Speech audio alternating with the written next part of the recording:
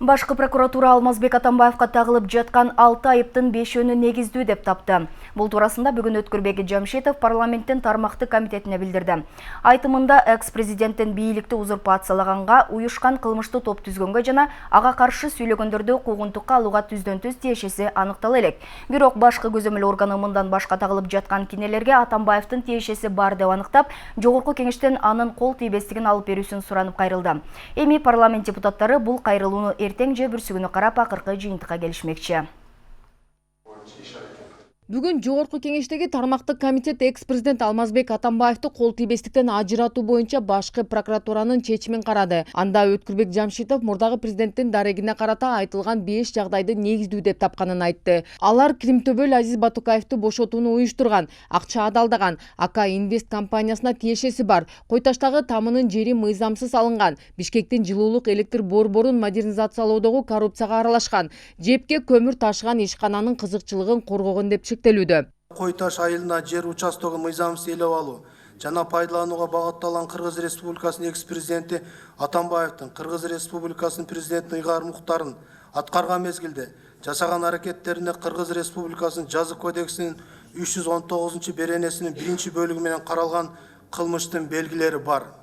Ал Кыргыз Республикасынын жазык кодексинин 19-беренесине ылайык өзгөчө оор кылмыштардын катарына кирет. Ошондой эле башкы көзөмөл органы бийликти узурпациялап, уюшкан кылмыштуу топ түзүп, өзүнө каршы сүйлөгөндөргө куугунтук жасаган деген айыпка Атамбаевдин түздөн-түз катышы жок деп тапкан. Атайын комиссиянын корутундусунун 1-пунктунда коюлган күнөөлөр боюнча сот органдарынын жогорудагы чечимдери кызыктар тараптардын арыздарын негизинде жаңачылган жагдайлар боюнча бузулган учурда, ошондой эле укук коргоо көзөмөлдөө жана сот органдарынын кызматкерлеринин аракеттеринде кандайдыр бир кылмыштын курамы бар экени аныкталып, буга экс-президент Атамбаевдин катыштыгы такталган шартта гана ага күнөө коюу маселеси каралууга жатат. Прокуратуранын бул чечими эми парламенттин жалпы жыйынында каралат. Адистердин айтымында Атамбаевдин кол тийбестик макамы 80 депутаттын макулдугу менен ажыратылат. Ошондон кийин гана ага каршы тергөө иштери башталмакчы. Жогорку кеңеш өзүнүн тарыхый ролун жасайт. Биз жогорку кеңешке эч кандай претензия кое албай калабыз. Саясий бааны эл берип койду. Саясий баа бул алды өзүнүн баасын.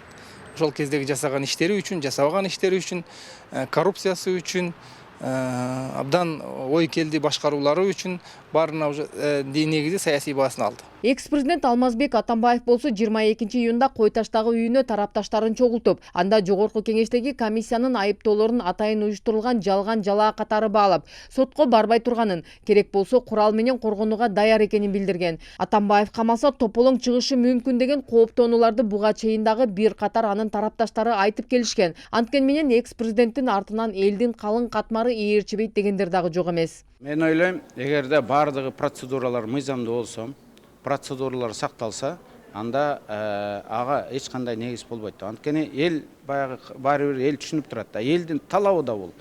Мындан ары сабак болсун, келген президенттер эч качан мыйзамды бузбасын, качып кетпесин, өз элинде калсын, жүзү жарык жүрсүн. Эгерде биз ошондой күчтүү, таза мыйзамды сыйлаган коом куралы десек, анда биз ошол тарыхый окуяларда өзүбүздүн бааны парламент, эл өзүнүн баасын туура бериш керек. Азыркы кетип аткан процедуралардын баары да туура болуп атат. Мен ачык айтып коеюн, эч кандай Атамбаевдин камалышынан эч кандай саясий туруксуздук келип чыкпайт. Эгерде Атамбаев камалбай калса, анда чоң саясий туруксуздук, чоң саясий кризис жаралат.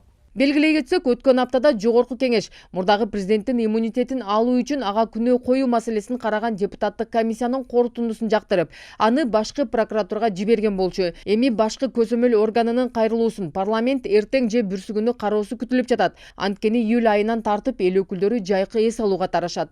Анархан Алтымышев, Нурбек Жеңишбек уулу, Нурньюз, Бишкек.